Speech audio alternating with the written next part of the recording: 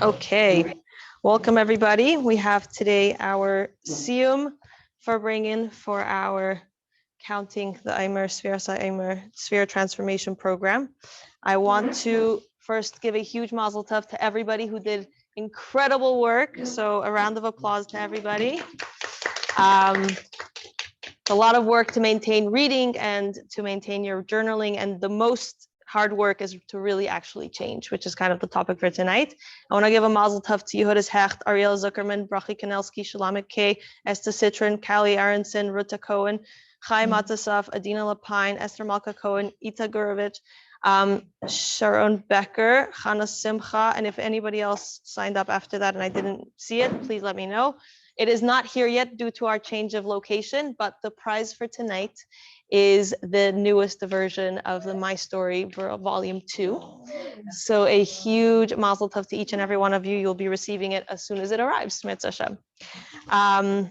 Now, we have the greatest Zchus of it all because we actually get to speak with the author of the books that we so much love and that we so admire and that have changed so many lives. And we're so lucky to have Rabbi Jacobson. He began the Meaningful Life Center and runs it incredibly. He is also married really well. We love Shandy. We love Mrs. Jacobson. She has spoken for us plenty of times. And he's a world-renowned speaker. So round of applause for him. Thank you so much. Thank you. And continued congratulations to all of you, since I was here last a few years ago. As you probably know, many companies close after 12 months. So you keep going and growing. So that's beautiful. So I want to commend you. And all of you. Living Chassidus is a beautiful name. It captures the essence of it all. And that is to live it, not just to study it, and not just to philosophize and pontificate, but to live it. The Rebbe's most favorite expression, one he most repeated in Farbrengen, as you may know, my real claim to fame long before the counting of the Omer and Torah Meaningful Life and 60 Days and other books, was that I was a chayzer and a maniach, which meant I remembered the hours and hours of the Rebbe's talks on Shabbos and Yom Tov. And also, maniach means committed it to paper and wrote it down and published it. So I can tell you that the Rebbe's most repeated statement that he said more than any other in all the Farbrengens over, we're talking from 1950 through 1992. So we're talking about 42 years, was that Torah comes from the word Heirah b'chaim. So essentially, it's living Chassidus, living Torah. That you not just study it and not just follow it behaviorally or mechanically, robotically, but you live it. So excellent name, and I'm sure you all live up to its name. So thank you for the honor to share a few words. Sometimes it's better to remain an author that doesn't meet the people who read his books, because then you don't have to live up to any expectations or disappoint. But here I am. We already know we love you. Okay, great. And it's always an honor to share some words, but especially to the Noshim Sitkonius, which is the righteous women and the girls of this generation, that the Rebbe clearly said that you would lead us to the Geula, which of course comes through learning Chassidus, as Mashiach told the Baal Shem Tov. When he asked, when will you come? When will the master come? When will Mashiach come? He said, when the wellsprings of Chassidus will spread outward, which means, again, the same idea, living Chassidus that becomes a viable and a dynamic way of life. And I'm a firm believer, without any question, that Chassidus can and should provide a psychological blueprint for not just for Hasidim or even just for Jews, but for the entire world. In many ways, when we say that the world will be filled with divine knowledge as the waters cover the sea, what does that mean, divine knowledge? It means that the whole world will follow this blueprint. And so I'm very much in my way, in a certain way, I would say my mission is to help translate Chassidus in a way that can serve as the new 21st century true psychological model for life that helps us all live the best possible emotional, psychological, spiritual lives that we can, living up to the way the cosmic engineer created us and actualizing ourselves and fulfilling our unique calling in this world. So, I just forgot what to do to the people to just announce the bottom. okay, so a word from the sponsor. Sponsored by Ruta. This program is sponsored by Ruta Cohen, right? L'ilui Nishmas, a great grandmother, Rivka bas Dovid on her yartzeit, and the Zchus of everyone finding their zivug right now. Amen. Okay, great. Thank you so much. Okay. That was not part of my script, by the way. I apologize. No, that's fine. It's fine. I'm not going by script, as you notice. I'm just winging. So with that said, just as a short introduction, let me share a few words, especially about where we are now. We just finished Zchus, was just on Sunday and Monday. Here outside of Eretz Yisrael, in Israel, it was only Sunday. And as we all know, that the 49 days between Pesach and Zchus were marked by counting of the Omer, which essentially is a time of personal refinement. The Jews, 3,334 years ago, when they left Egypt, and we know Egypt represents all limitations and all constraints and all psychological fears or inhibitions or insecurities and everything that all the fill in the blanks. So leaving Egypt and marching towards Sinai, toward Maintain Torah, was marked by the Jews then by counting, and we count every year. That really represents more than just a number, but also counting. Also in Hebrew, the word Sfira means to count, but it also means to tell a story, sipur, and it also means to illuminate, from the word sapir, like a sapphire stone. So all that is captured in the counting, that it's actually a narrative, the narrative of our lives. So we go through the 7 times 7 emotional attributes, from chesed through malchus, or in simple English, love, discipline, compassion, tenacity, humility, bonding, and dignity. And in each one, there's the 7 times 7, 49. And then we come to the climax, to the apex, which is Maintain Torah, the 50th day. And here we are now, literally in the shadow. I don't know if the word shadow is the right word, but at least we are in the after effect of Zchus. And the question is, how do we internalize and integrate it? You know, it's one thing to be inspired. Maintenance contracts are always more expensive. You know, it's easy to inspire someone. It's much harder to maintain it. So I think you titled it, Did I Really Change?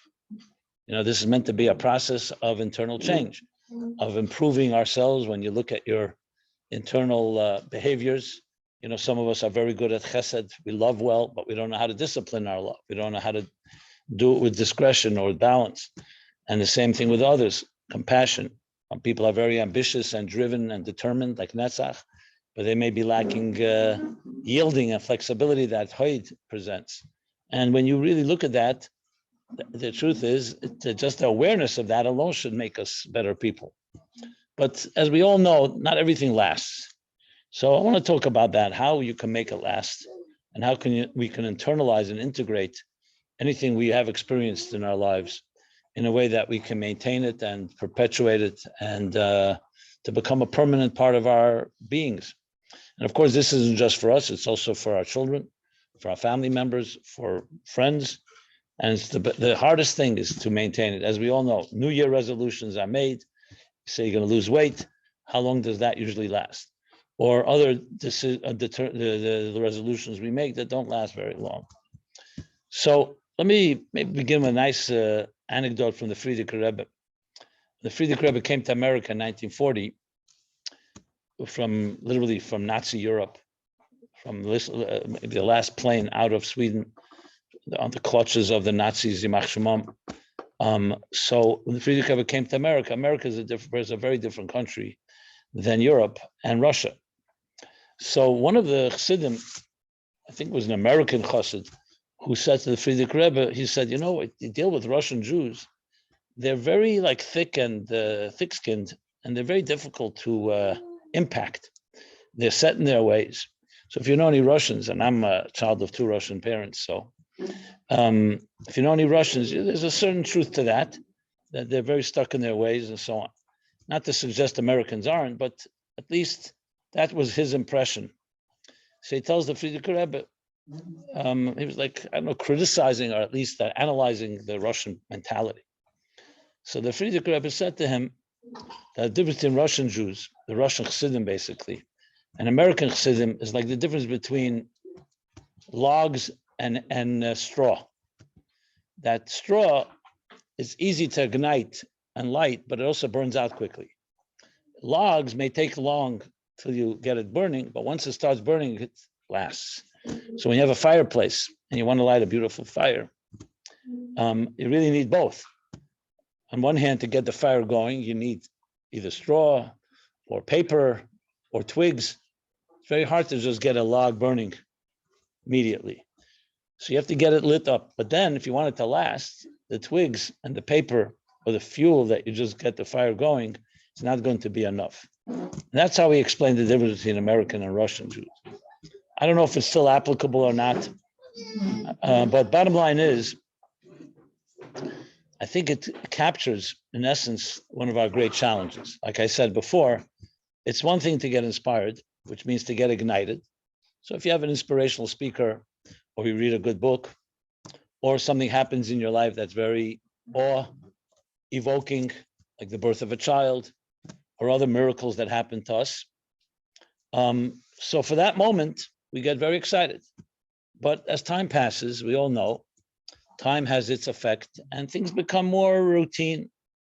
And we usually gravitate back to our natural habits. Like sometimes like even like a broken record. It goes back to the natural routines and natural habits and that we are accustomed to. So it's one thing to get things in, like I said, the straw or the twigs that I mentioned in order to get it lit up. The question is, how do you get the logs burning? That you fundamentally become a different type of person and it's lasting and even permanent. So that is the great challenge. So as I mentioned before, if we look to the Torah, especially through the lens of Chassidus, you have a blueprint.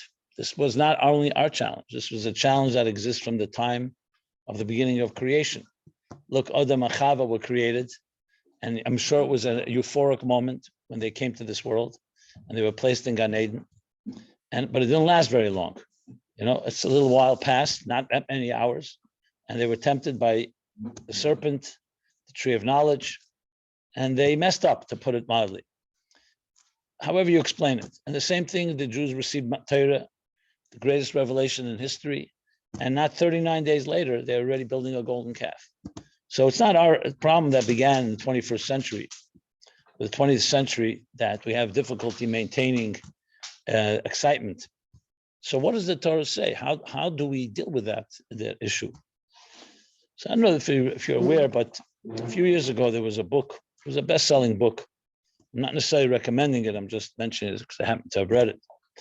It was called The Power of Habit. And in it, the author analyzes why habits are so hard to form and so hard to break. Even terrible habits, like, say biting your nails, or other, I mentioned overeating, or other things that we find, even if we really wanted to break it and we really don't want to do it. Why is it so difficult to break a habit? So you can say a physical dependent substance like tobacco or certain drugs or alcohol, the body physically gets addicted to it. So that's, of course, hard to break. But it's much worse, actually, when it comes to psychological habits. So his explanation, actually, very fascinating explanation, but it's very good to understand because, there's an expression in Tehillim, in Psalms, that says, my enemies make me wise. If you want to understand how to deal with the challenge, you have to understand the challenge. And the more you understand it, the more you can diffuse it. It's just like a doctor has to diagnose the problem before he recommends an intervention, medicine or exercise or something, God forbid, a surgery or anything like that. You need to understand the problem. Awareness of a problem is half the cure. So he explains the following. He says the brain, the human brain, which is created of course, by God in the most fascinating way, is the most powerful computer on earth. to the point that no machine can actually even replicate a human brain as much as we try. So the brain, in its infinite wisdom and design, figured out how to allocate resources properly. So, for example, you brush your teeth in the morning. Once you've done it enough times, the brain registers that this is something you want to do as a regular routine. So the brain says, I don't need to concentrate and put so much brain power every time you brush your teeth. I'll reserve that power for concentrating and focusing on more important matters. That's why very many things we do, we sometimes think in the morning, did I brush my teeth? Did I not? Because we're not even conscious of it. It becomes so much like what's called today an algorithm or a macro. It's like a series of programs that the brain puts into motion. And when you wake up in the morning, you just go through these routines. And it's actually the brain's brilliant way of it. Like I said, you don't have to give it so much thought. And that way the brain can reserve its real power when you want to concentrate on something new, or you need to analyze something, or you need to evaluate. It's like anything.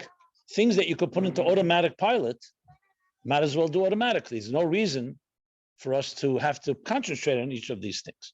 So it's actually the creation of a habit is actually the brain's way of being efficient.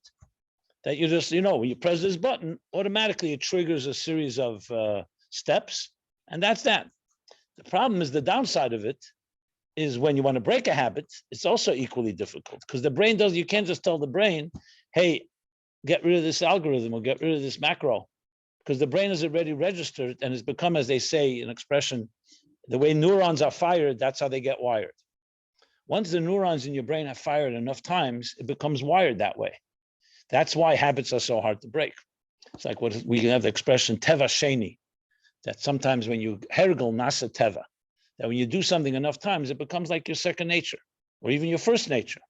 That's why psychologically, it's often difficult to distinguish between nurture and nature. Things that we're born with genetically and things that we develop in early years of our impressionable years that we pick up from parents or from family members. Because they become so embedded in our system, it's hard to even distinguish what is natural to us and what was so-called acquired. So that's why it's so difficult to break a habit. So that explains why we can make a decision. You can be completely inspired by, let's say, Sfira or other changes you want to make in your life or improvements. And yet a few days later, or even a few hours later, you're not going to maintain it because you go back to your routine. The brain just takes you back to that routine. So what's the solution to that? So the solution is that you have to create new habits. You can't just fight a habit. You have to create new routines. And that's perhaps the reason why in Torah and Yiddishkeit you find that's not just we have a Yom Kippur and a Simchas Torah and a Pesach and a Shavuos and a Sukkot. Those are special days. Most of the year are regular weekdays. So how do you maintain those inspirations from those special days? Is you infuse your regular routine filled with Kedusha. That's why every day we daven, every day we learn, every day we do a mitzvah. Everyone according to their level. But it's not just, you see the expression kvias itim l'Torah, for example. Asay Torashcha kva. The emphasis is on the word kva. Kvias means that it's consistent. In other words, 5 minutes a day is more powerful than 5 hours once a week. Because 5 hours once a week is like cramming. You 5 hours is a lot more. 5 minutes a day times, say, 7 days is 35 minutes. And yet 5 hours, it seems like a lot more, but it's not part of your daily routine. So the focus is the daily routine, because when you can infuse the routine with change, that's how change is maintained. And there's no tricks, there's no magic trick. If you don't do it that way, your regular habits will always be more powerful than anything new and inspiring that comes your way. So it's the nature of the beast. So the only solution is to create good habits. So dealing with this issue, I deal with it a lot because people, you can imagine, let's say, even the Omer book. So I literally get thousands of emails and thousands of responses. And this is one of the big questions people ask. I followed the book, it's really great, but how do I maintain it? So I was thinking about it a lot, especially recently for different reasons.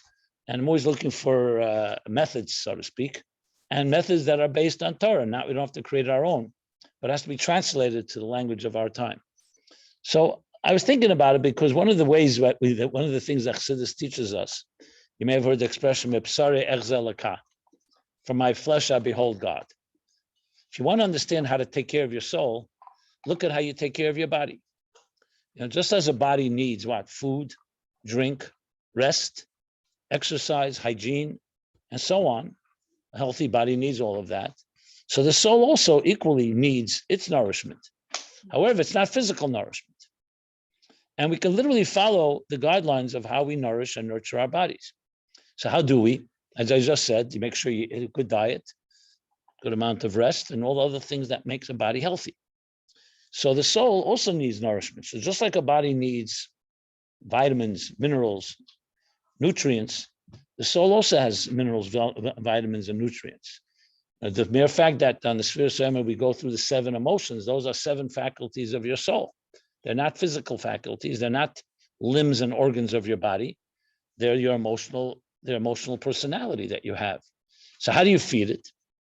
So when a person, let's say, does chesed, does something loving, it's not just a nice thing that you're helping another person. You're actually exercising the muscles called chesed within your soul. And the same thing with gvura, and the same thing with teferes, and the same thing with all 7 of them. So the soul also has nutrients and so on. Another thing you see, especially today, you have what they call gyms. You have a gym where people go to exercise their bodies. And a gym or a spa or the other different names, or a retreat, or wellness centers or health centers. I mean, all the different names that are out there. So here's what I was thinking. If a body gets nurtured and gets soothed and gets relaxed in a spa, for instance, whether it's the different exercise machines or going swimming or going into a schwitz or whatever it may be, that soothes your body. So why shouldn't we also establish, perhaps for the soul, a soul gym? So I actually shared this with my office. I sent a little memo around, so we call it a soul gym. So just like the body needs its muscles flexed and exercised, the soul also has its muscles that needs to be flexed and exercised. And then I thought about this, that I was reading something about a spa, and I realized the word spa, S-P-A, is 3 letters, and it's actually an acronym for study, prayer, action. Now, anyone that learns Pirkei Avos, and it's pretty common, everyone knows this, the last Mishnah in the first chapter in Pirkei Avos, which we read and learned between Pesach and Shavuos and continue to do so throughout the summer. So what does it say? Ala Torah, ala Veda, Torah, ala Veda, v'gemilas chasadim. What's Torah? Study. Aveda zuhi tefillah. Aveda shebelev zuhi tefillah. Prayer. And what is gemilas chasadim? Actions. Good acts of kindness, goodness, and kindness. So spa is study, prayer, action. In psychological terms, you can say it's cognitive, emotional, and behavioral conditioning. So that gives a little more sophisticated sound for those that are turned off by the word Torah, v'gemilas chasad. Not to suggest that you are, but there are people, you need to use a little more, I guess, psychological terms. But that's exactly what it is. Our conscious faculties consist of our mindset, consists of our emotions and feelings, and it consists of our behavior. And you really want growth and change, you need to affect all of them. So essentially, the Torah tells us that every day you should study something. You should immerse your soul in your spiritual spa, to put it in this language, into the spiritual study, prayer, and action. So,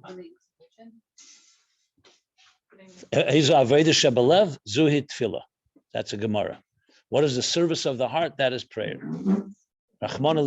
Prayer is all about the heart. So I'm going to explain. So we all understand, or maybe not, let me explain. The cognitive conditioning is your mindset, how you see things, how you look at things. Some people look at everything very pessimistically. When you learn Torah, you learn Chassidus, it's meant to broaden your horizons, so you see the world in a more expansive way, in a more positive way. It's like when you climb a mountain, the horizons broaden, and you see the life much differently than when you look from the here and now. Here and now, life can sometimes seem a little overbearing or difficult. So when a person learns Torah, the Mishnah says, "Ein lecha ben chayrin el misha esek b'Torah." There's no one that's free except someone that studies Torah. The Rebbe once said in the Farbrengen, it doesn't say that everyone who studies Torah is free. That's why you see a lot of people who study Torah and they're very not free. They're very enslaved by their own habits or their own taivas, their own desires, and so on. But why is it that without studying Torah, you cannot be free? You know why? Because anything but Torah is all the wisdom of the world, is all about this world. So even if it's science, and even if it's objective science, and even if it's high levels of understanding, whether it's mathematics or physics, or any other, the physical, social, or social sciences, it's still about understanding how the world works. So still, you're still trapped by the world because you're still part of it. When you learn Torah, what are you really learning? You're learning about God's mind, not about the human mind. So it frees you, or would they use the word transcends? It's transcendent because it opens you up to vistas that are not part of man-made creations.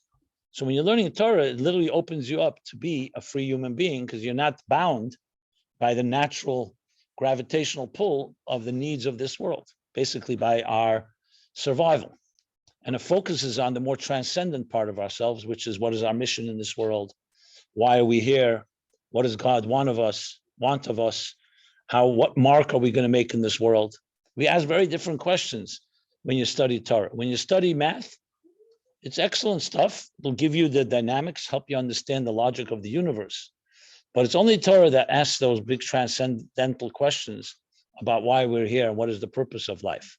That is the most freeing possible thing, because you're no longer, I think Einstein said it this way. He said, you can't correct a problem from the system where the problem was created.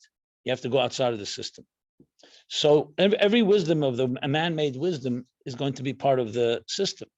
And the Torah gives us a picture from outside the system, how God sees the universe. And then communicated to us by Matan Torah, how we should see the universe through the eyes of God.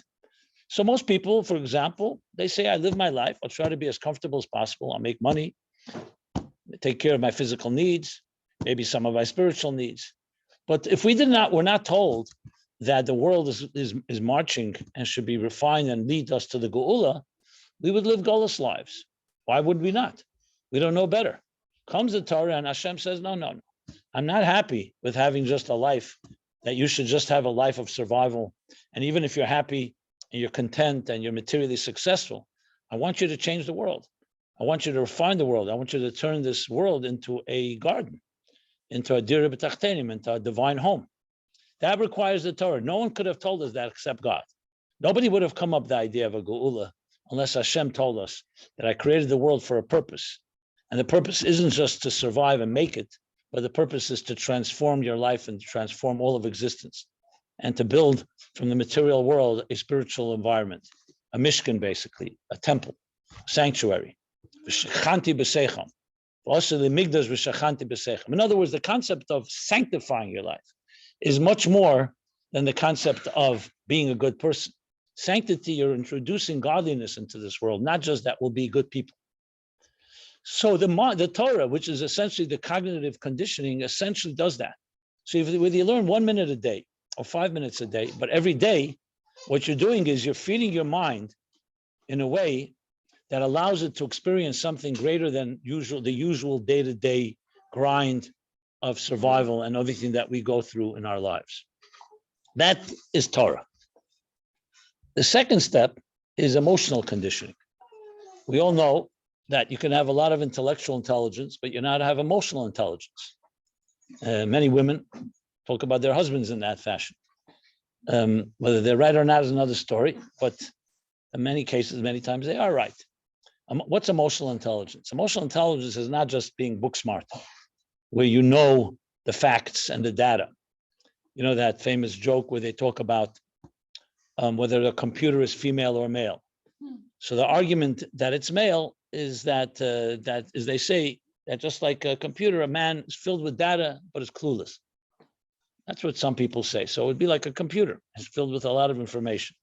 Emotional intelligence includes empathy, sensitivity, and above all, the application of wisdom.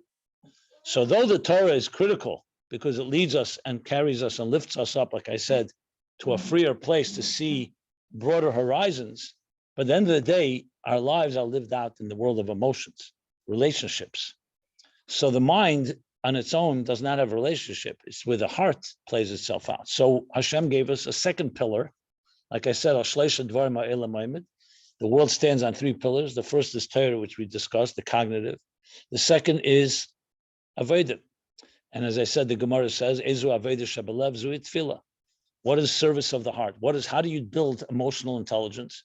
How do you build emotional sensitivity? That's what tefillah is. Tefillah is not study. When you open up a siddur and you daven, you say Shema or Moeda'ani, you're not focusing on the understanding of the Pirush HaMilos, even though you want to understand the words, but it's not study. You're not studying prayer. You're emoting. You're expressing your feelings to God, to your soul, to yourself, and ultimately it's meant to train and condition your heart to be a heart that is more than just driven by subjective whims and impulses, but a heart that's driven by higher goals as well. So it's the mind, the mind that's why we learn before we daven. The mind leads you to a place, and that's the second step, is actually to condition and to train your heart. As a matter of fact, Sfira Seimer is all about the emotions. We don't even talk about Chabad. It's the 7 emotions from Chesed through Malchus, because Chabad is meant to guide it and direct it, like the captain of the ship is the mind, but the ship itself is the emotions. So the second step of every day is to say a tefillah. Now it's true, we're not getting now into how much tefillah one is mechuyev. Each person has different responsibilities, women and men. But for example, saying the Moeda'ani, which is a small, short prayer, what is it really saying? It's all emotional. First of all, it's the emotion of gratitude. Moeda'ani, I acknowledge, I thank you. Second of all, it's acknowledging, not just acknowledging that you return my soul to me. We're saying, even though we don't mention Hashem's name, we're saying thank you for renewing my contract, for giving me another day, for making me indispensable, for giving me a mission in life. I mean, you can translate and interpret and apply Moeda'ani in hundreds of different ways, thousands of ways. The Rebbe was once asked by someone, which is his favorite prayer? And he said, Moeda'ani. And you see it, it's a very central theme in the Rebbe's Zchus. It's a famous Farbrengen in Yutes Kislev, Tovshin Chavov, which was 1965, where the Rebbe explained Moeda'ani. It's printed today in what's called Kuntres in Yonushal Teres Achsidus, where the Rebbe takes Moeda'ani and dissects it and analyzes Pshat, the Remez, Drush, Sod, and then Chassidus adds to all the dimensions. So Moeda'ani in its simplicity is actually the most important emotional condition you can ever have. I can tell you from firsthand experience in dealing with people and their challenges. So of course, there are short-term solutions whenever anyone's dealing with grief or anxiety or trauma or loss and so on. You know, you need certain band-aids and short-term solutions.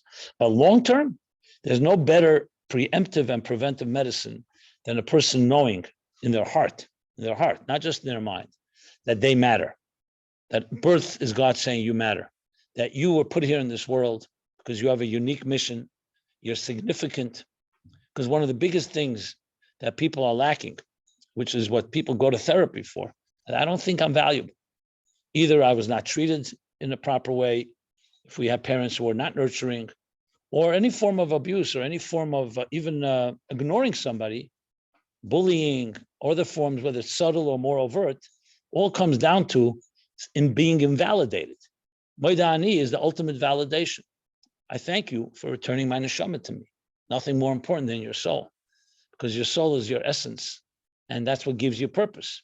That you have a unique soul, and every morning that's renewed by the mere fact that you wake up, thank God.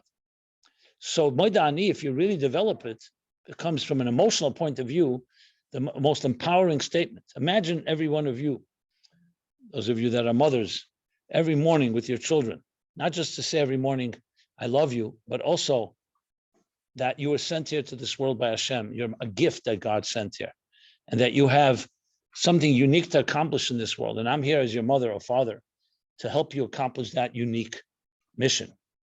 If that was instilled and inculcated in each one of us, that became ingrained as part of our personality, how many problems would it preempt as we grow older?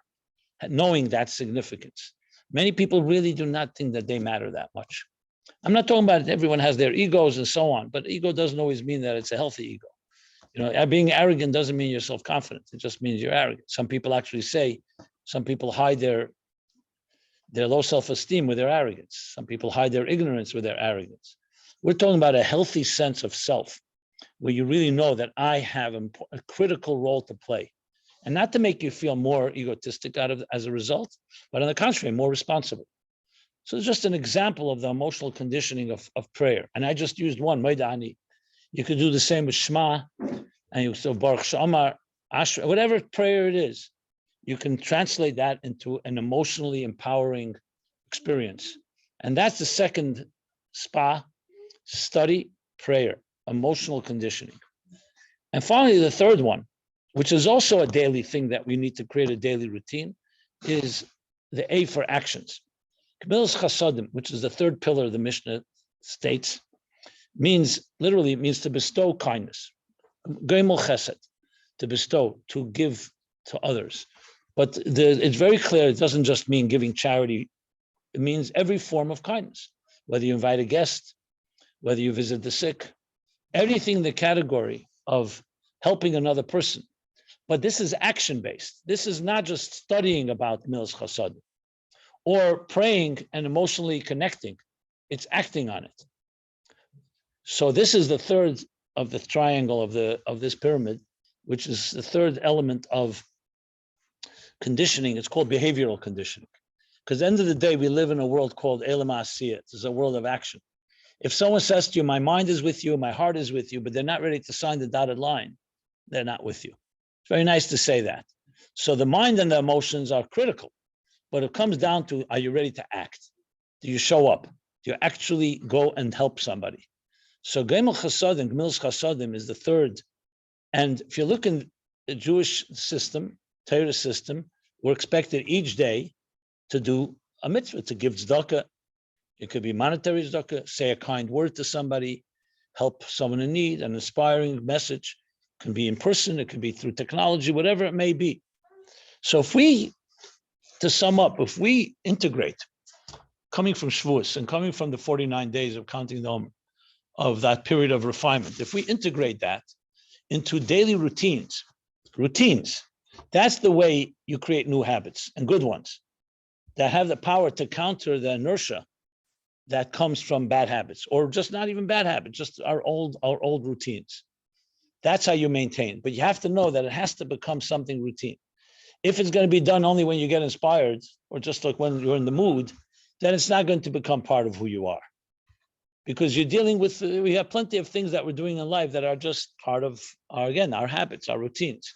So the critical thing is to actually make that achlot, to make that decision, resolution, that every day I'm going to do those three things. Now, I'm sure all of you do it already, but maybe you're not even paying attention. Maybe that alone became like just a automatic thing you do. Secondly, we could always increase in it.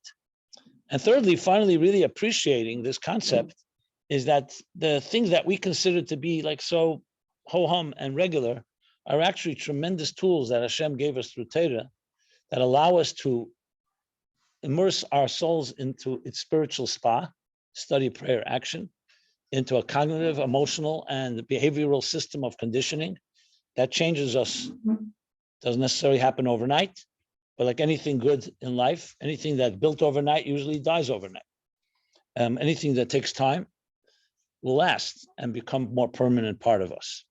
So even though it may sound simple what I'm saying, you'll see the difficulty is actually to implement, because tomorrow morning comes and then your children need to go to school or something else is happening and our regular routines are going to take over. So it's going to take a deliberate effort.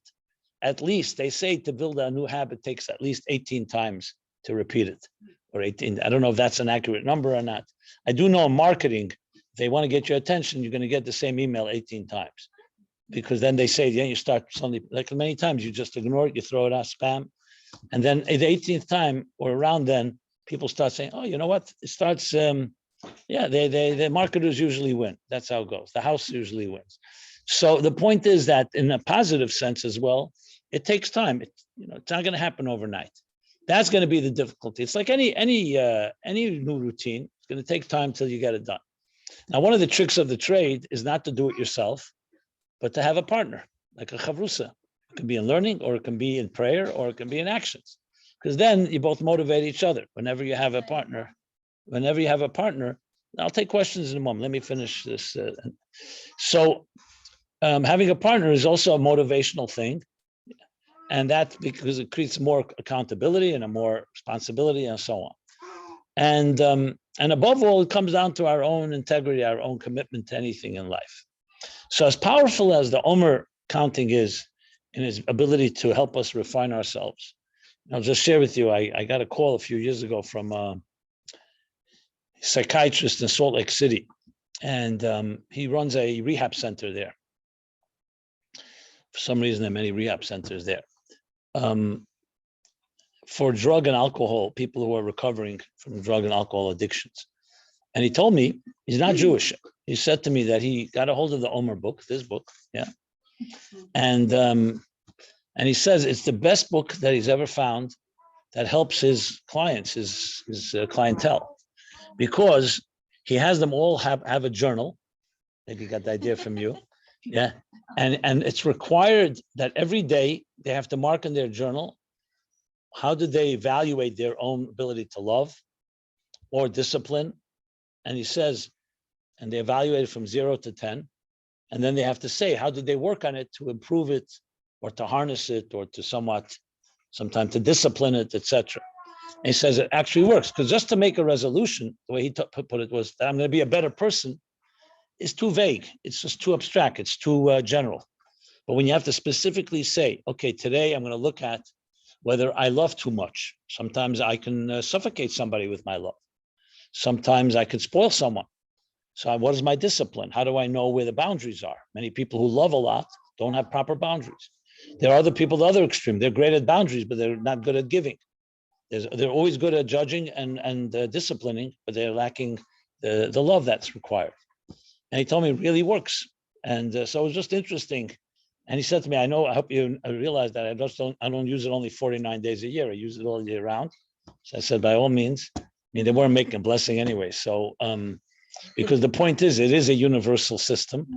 By us, we focus on the 49 days, but it doesn't mean that you can't refine your chesed, bura, teferes, netzach, yesod, malchus the day after Shavuos. It just means you don't do it with a bracha, and you don't maybe have the power of Sfira Sa'emer. Just like the lessons of Shavuos are all year round, even though we don't necessarily eat cheeseblintzes and cheesecake on, or some people do, but you get the idea. So the point being is that we have a tremendous system called the Torah that's been here with us thousands and thousands of years. It's not an accident that Jewish people are here too, because we had the methods. And for many years it was known. Today it's been lost to many, even for people growing up in very frum and observant communities. They know the behavioral part of it. They know the technical, the mechanical. They can tell you every little diuk, and they can correct the reading. The person who's reading the Torah, every word is corrected. But if you ask them what's the lesson in life from that very verse you just corrected, they won't have a clue. So that's what Chassidus contributes. It brings the neshama, reveals the neshama of Torah. Nothing, no chiddush. It just reveals the vitality, the life force that makes things more pneumistic, more personal, more relevant, more dynamic. So when we look at it that way, then the 49 days have its power, the focus on the spectrum of our human emotions, which covers chesed through malchus. But then comes the daily routine, which is where the challenge, how do we internalize it? And think of your soul as in need of nourishment and in need of a gym and in need of a spa to exercise it, to flex its muscles, to nourish it, to nurture it, is a tremendous way of really saying that you're taking care of your soul as much as you take care of your body, and in a healthy way. And the Torah tells us the 3 pillars upon which the world stands, and we know Elam Katan Za Adam. The world doesn't just mean the macrocosmic larger universe, it also means the microcosm. Each human being is like a small universe, that we also stand on these 3 pillars, as I explained, the cognitive, emotional, and behavioral. And if we implement that on a daily basis, and especially teach the next generation, younger children are easier to teach because they're more impressionable and they haven't yet developed bad habits. So might as well teach them good habits. And just as we teach them physical hygiene and other good habits, it's also critical to teach them good spiritual habits. And when you do it that way, you then have, nothing is guaranteed, but you at least have something to rely on, resources on a daily basis that have the tools to actually create lasting and permanent change. And unfortunately, like I said, and unfortunately maybe, and unfortunately, there's no magic tricks. There's no pill. There's nothing you can say. The best proof is all these best-selling books that tell you seven tricks to do this, 7 tricks to do that. The best proof is they don't work. Is they keep buying new bestsellers, because if it worked, why would you need another book to tell you how to love better or how to become a better person? So I'm not saying they're all a waste of time, and many of them have very good thoughts and ideas, but nothing compares to the Torah's method of a daily routine where you introduce into your life these positive habits that become part of your activities and your daily activities and your schedule. And I hope that I did some justice to this concept, tried to address the topic at hand, which is how we take whatever inspiration we got in the last 49 days and Zchus and move it into the next stage as we enter into the summer months. So I want to conclude, maybe we'll take some questions. I'm not sure how you want to schedule it here, but I will say, give everybody a bracha here, a bracha, blessing that first of all, you should see a lot of nachas from yourself. And we always say both success materially and spiritually. So first of all in good health and many healthy years, yourself and your families, and also spiritual health, emotional and psychological health, because Hashem doesn't give us a challenge that we don't have the resources to deal with, and that's why we spend time together, and we have mashpim or mashpiyas and mentors, and we have chassidus, which is a tremendous, indispensable resource and tool to help us understand our souls, understand Hashem, and understand why we're here in this world. So it should all be babana chaim zeinu revicha. Those that need blessings for nachas from your children, you should have that, or blessings for children in general, or blessing for a shidduch. I don't know, is this exclusively married or there's the singles?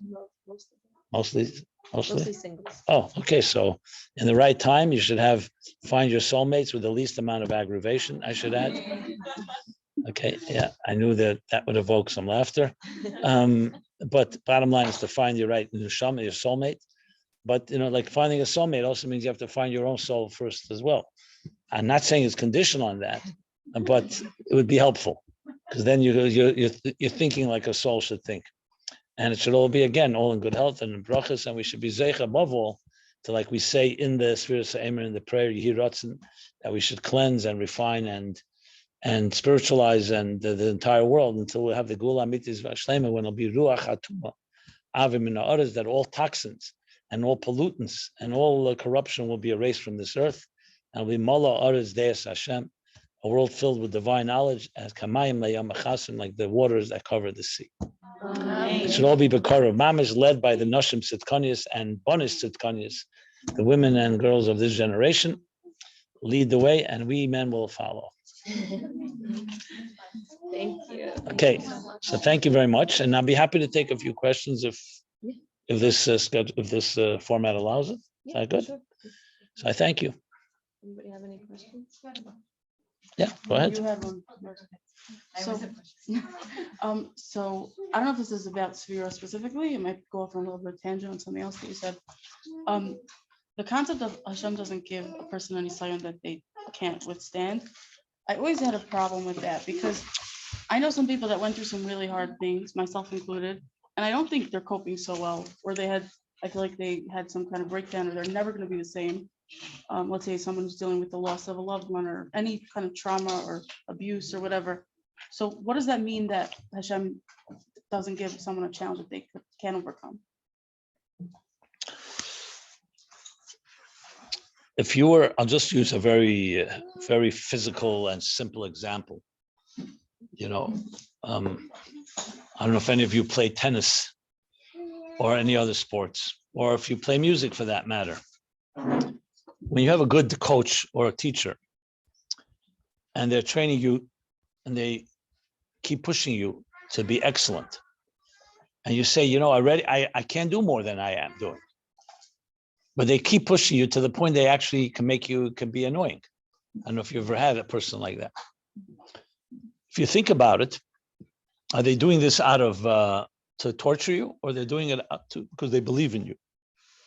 The Torah is saying the following, that you have many more resources than you'll ever know. It's actually a vote of confidence.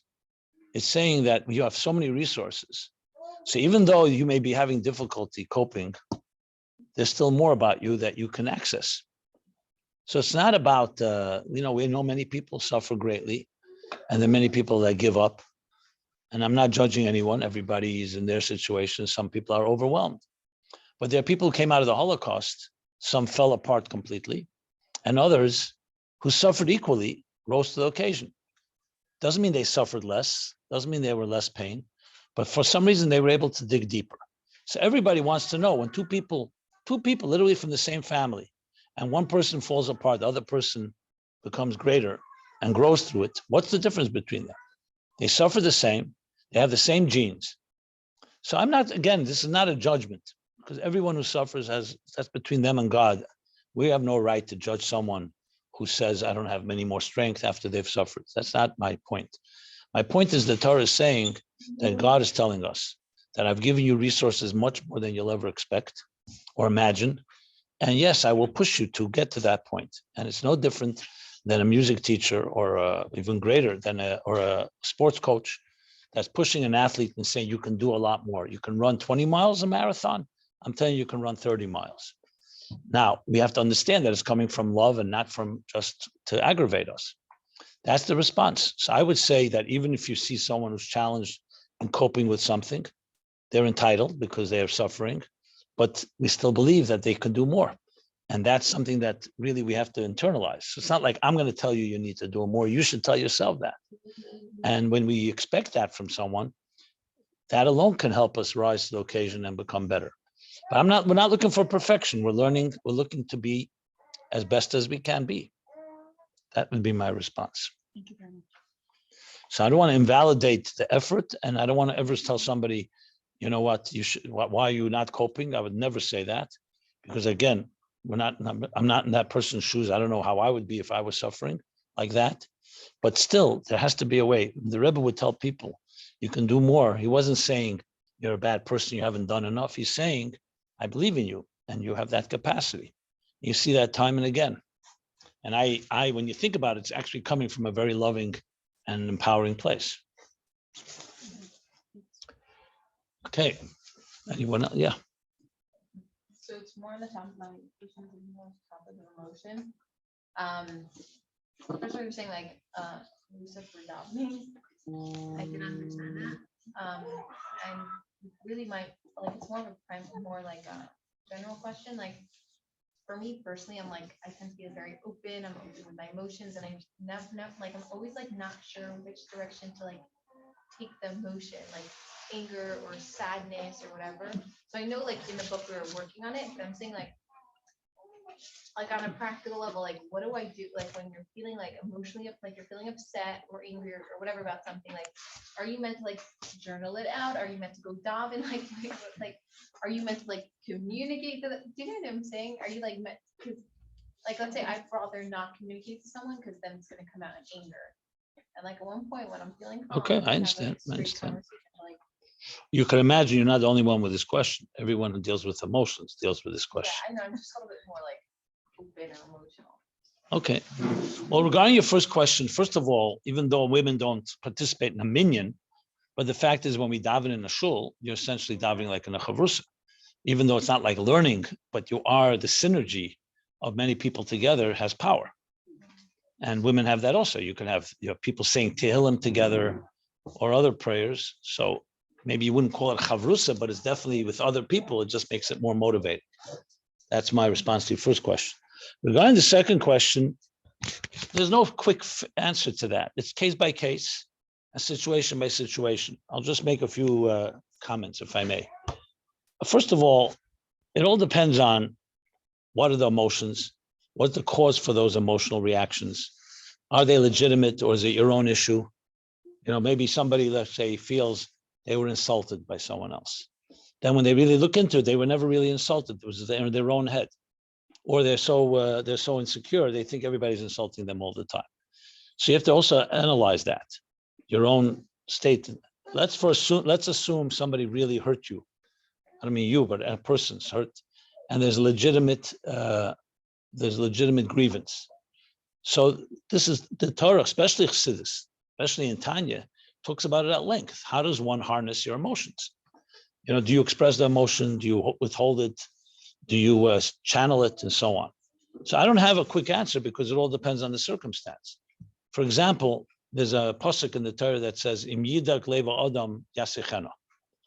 If a person has anxiety in their heart, concern, they should yasicheno. So the Gemara says, what does the yasicheno mean? So one person says, one opinion is yasicheno from the word sicha, speak about it. Find someone to discuss it with and express it. The other opinion says yasicheno from samach, from the word heschadas, distract yourself from it. So the Rebbe Marash asks a very basic question. These seem to be contradiction. If you speak about it, it's the opposite of distracting yourself. You're dwelling on it. So which one is it? So he answers a very psychological response that Rebbe Marash does. He says that when you speak about it, you release it. So instead of it consuming you and eating you up alive, you freed yourself and now you can distract yourself from it, which essentially is the concept of a good mashpia. It's important to have someone you can express yourself. The mashpia may help you, first of all, diffuse your feelings and maybe even redirect them or reframe the situation. Most important, you've allowed yourself to vent. And sometimes we need to break the silence because when we carry it inside, it becomes very toxic and it implodes and can really kill you in a way, it consumes you. The person is really angry. So again, it's case by case, but having someone to speak to is a vital thing. And very often that speaking itself will free you from it. Now, there may be situations that requires more speaking, more therapy or more conversation. And there's situations the opposite, where it's not such a big thing and you're just over exaggerating or overdoing it. But these are all questions that can only be answered case by case. So emotions are something that are part of life. Every one of us has emotions. Some people bury their emotions and suffer silently or even go into denial. Some people the opposite. They can't stop talking about it. And I think you have to find a proper balance.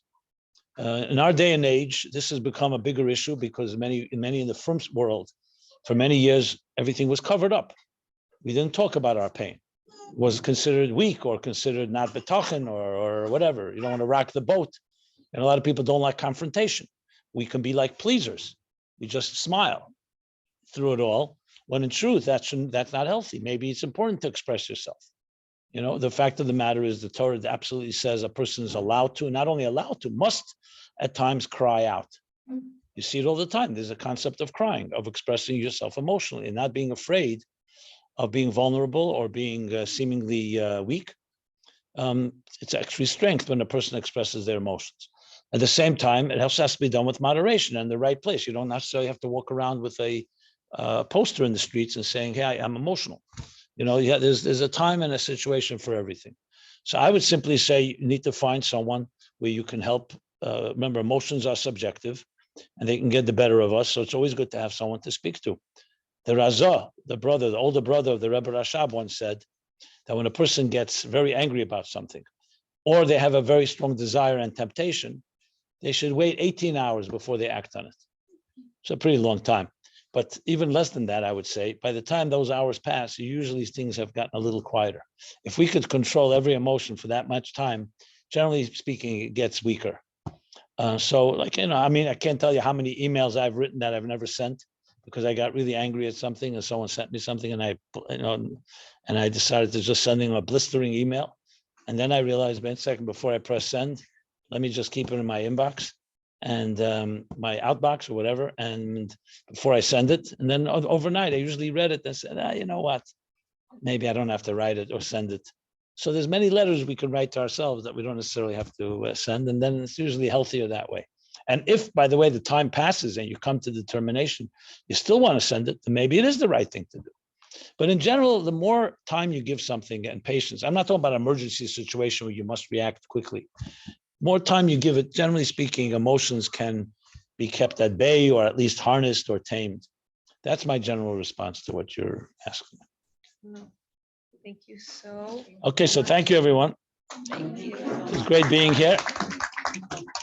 And with this, we conclude, right? Yes. Okay. Before everybody leaves, 1 second. Oh, 1 second. Guys, 1 second. Everybody hold. I want to take a picture. We do want to take a picture. It is a Living Chassidus tradition. It's coming. On behalf of Living Chassidus, we want to thank you so much.